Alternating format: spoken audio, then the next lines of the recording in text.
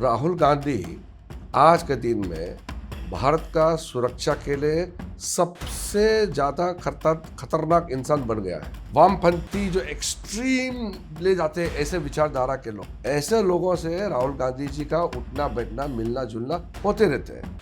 जैसे छोटे बच्चे एक कुर्सी में चढ़ के यहीं बैठेंगे करके रोते रहना, उनका व्यवहार जो है बहुत ही बचकाना है। मेरे ख्याल से आप सोचिए राहुल गांधी के लोग सीरियस क्यों नहीं लेते। लेकिन धीरे धीरे धीरे धीरे कांग्रेस जैसे राहुल गांधी जी है उस टाइप का कांग्रेस पार्टी भी बन गया है। संसद के मौजूदा सत्र में हंगामा, आरोप प्रत्यारोप और विपक्ष सरकार के टकराव के बीच सियासी तापमान लगातार बढ़ता जा रहा है। इसी माहौल में केंद्रीय संसदीय कार्य मंत्री किरेन रिजिजू ने नेता विपक्ष राहुल गांधी पर बेहद तीखा हमला बोलते हुए उन्हें भारत की सुरक्षा के लिए सबसे खतरनाक व्यक्ति तक कह दिया। राहुल गांधी आज के दिन में भारत का सुरक्षा के लिए सबसे ज्यादा खतरनाक इंसान बन गया है। मैं ये क्यों कह रहा है कि राहुल गांधी आज भारत का सुरक्षा के लिए बहुत बड़ा चुनौती क्यों बन गया है?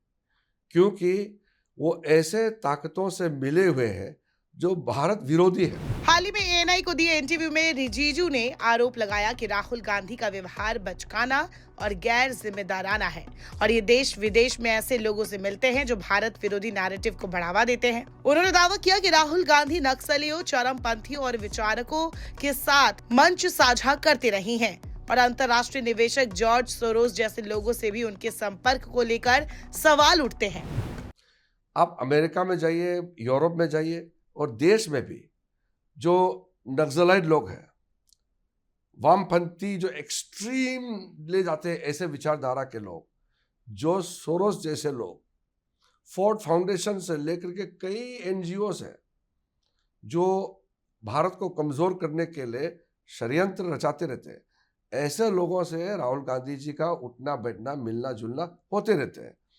और जब राहुल गांधी बाहर जाते हैं तो जो एंटी इंडियन फोर्सेस के जो आवाज़ है, जो लॉयर्स है या जो खालिस्तानी फोर्सेस को जो लोग प्रोत्साहित करते हैं, ऐसे लोगों से ही राहुल गांधी मिलते हैं। और जो एक्सट्रीम फैनेटिक इस्लामिक जो भारत के खिलाफ प्रचार करते रहते हैं, ऐसा इस्लामिस्ट फोर्स है, उन लोगों के साथ राहुल गांधी मिलना जुलना होते रहते हैं।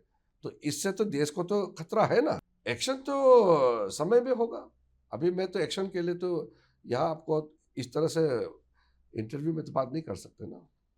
रिजिजू ने कहा कि नेता विपक्ष पूरे विपक्ष का प्रतिनिधित्व करता है, लेकिन सदन के बाहर लोगों को गद्दार कहना, धरना देना और अपुष्ट दस्तावेजों के आधार पर आरोप लगाना बच्चों जैसी हरकत है और आने वाले समय में उन पर उचित कार्रवाई भी हो सकती है। राहुल गांधी जी का बिहेवियर जो है, उसका बर्ताव वो बचकाना है, चाइल्डिश है।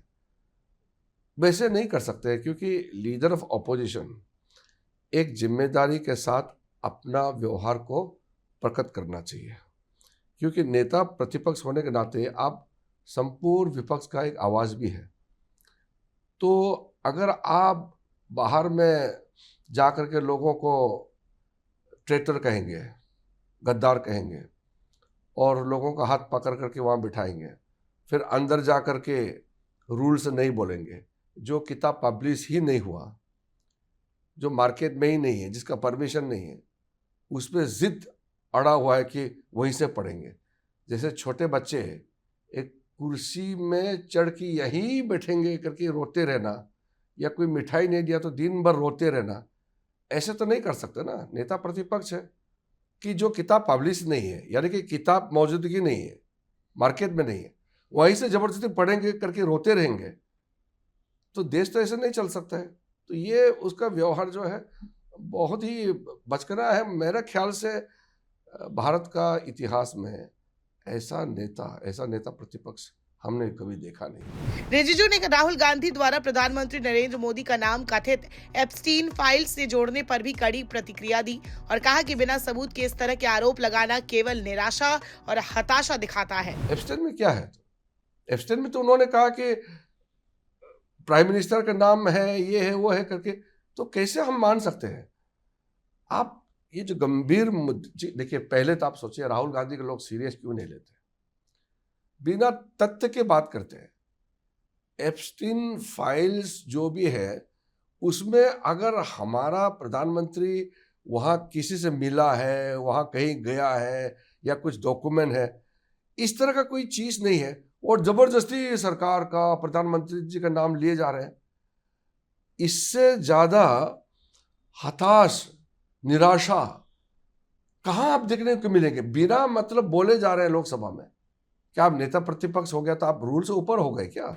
संसद में चल रहे हंगामे पर उन्होंने माना कि लोकतंत्र में शोर शराबा होता है, लेकिन विपक्ष का आचरण पहले जैसा संयमित नहीं रहा।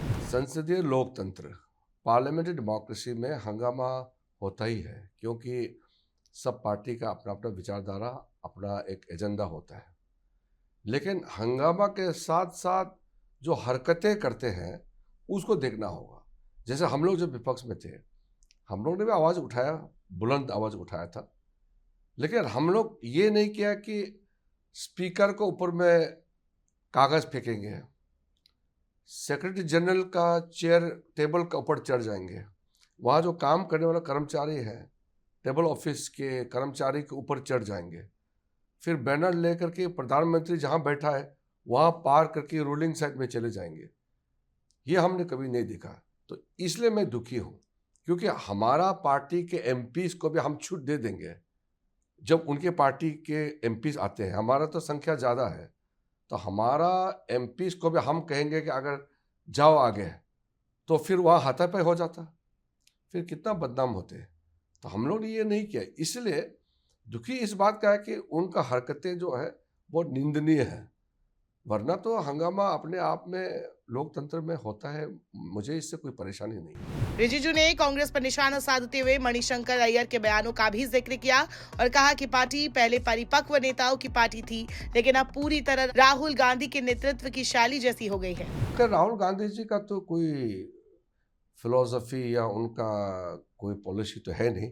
वो तो ऐसे ही एक अथॉरिटी, परिवार का सदस्य होने के नाते वो उसको अपना हक मान करके चल रहे हैं, उसमें कोई आइडियोलॉजी नहीं है। मणिशंकर अय्यर ने जो कहा है, मैंने कल उसका बयान सुना। मैं जब अरुणाचल से आ रहे थे तो मुझे किसी पत्रकार ने भेजा है मणिशंकर अय्यर ने क्या कहा। मणिशंकर अय्यर ने जो कहा उसको तो मैं टिप्पणी नहीं करूंगा, क्योंकि वो तो कांग्रेस का आपस की बात है। मैं ये कहना चाहता हूँ कि एक ज़माने में कांग्रेस में कद्दावर नेता हुआ करते थे, और जब हम लोग नए नए चुन के आए लोकसभा में, तब भी हमने कांग्रेस के कई कद्दावर नेताओं को देखा है, जो बात करने में भी और हर चीज़ काम करने में भी एक मैच्योरिटी था। लेकिन धीरे धीरे धीरे धीरे कांग्रेस जैसे राहुल गांधी जी है उस टाइप का कांग्रेस पार्टी भी बन गया है।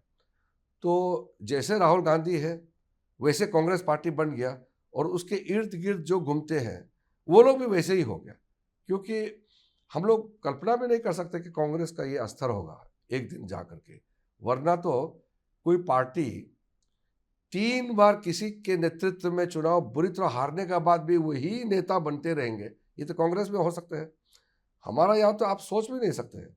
आप सोचे बीजेपी का कोई नेता कमान संभाल के 3 बार 100 सीट भी पार नहीं कर पाया, लगातार 3 बार बुरी तरह हार गए, तो वो कैसे नेता बने रहेंगे? ये तो हमारे यहाँ हो नहीं सकते हैं। ये तो कांग्रेस में पता नहीं, कांग्रेस के लोगों को दाद देना पड़ेगा। मैं तो सैल्यूट करता हूँ कांग्रेस के लोगों का पेशेंस को। बार बार हराने के बाद भी राहुल गांधी को ही वो नेता मान करके जिंदाबाद करते रहते हैं। वह लोकसभा स्पीकर ओम बिरला के खिलाफ अविश्वास प्रस्ताव पर रिजिजू ने स्पीकर की तारीफ करते हुए कहा कि उन्होंने विपक्ष के व्यवहार के बावजूद संयम रखा। फिलहाल रिजिजू के इस बयान के बाद सियासत और गर्मा गई है और आने वाले दिनों में इस मुद्दे पर सरकार विपक्ष के बीच टकराव और तेज होने के संकेत मिल रहे हैं। दुख तो हो गई, क्योंकि स्पीकर आपने साहब एक वीडियो भी शेयर किया था। देखिए, स्पीकर हमेशा निष्पक्ष रहते हैं, लेकिन इतिहास में आप जाके देखिए, सरकार का बिजनेस को पारित करने में स्पीकर तो योगदान देगा ही ना। अगर बिजनेस पारित नहीं होगा तो देश कैसे चलेगा? तो स्पीकर का तो काम ही है सदन को चलाना, बिजनेस पारित करना, और साथ साथ ऑपोजिशन एमपीज को भी बोलने का पूरा मौका देना। यही तो होता है। लेकिन एक चीज में अटक जाएंगे, यही बोलेंगे जो रूल में नहीं है फिर भी बोलेंगे, तो स्पीकर क्या कर सकते हैं? और ये लोग पूरा स्पीकर के चैम्बर में आकर के जो दादागिरी दिखाया, वो तो चाहने से स्पीकर सबको, अगर हमारा ओम बिरला साहब तो बहुत ही कंसिडरेट है, सॉफ्ट है, अगर सोमनाथ चैटर्जी जैसे होता तो जितना आकर के स्पीकर के ऑफिस में जो धमकी देने आए सबको निष्कासित कर देते, सबको निलंबित कर देते, सबको सस्पेंड कर देते। फिर भी स्पीकर ने बड़ा दिल दिखाया और हमने भी कोई सरकार की तरफ से कार्रवाई नहीं उठाया। भारत बज़ लाइव, हर खबर में भारत।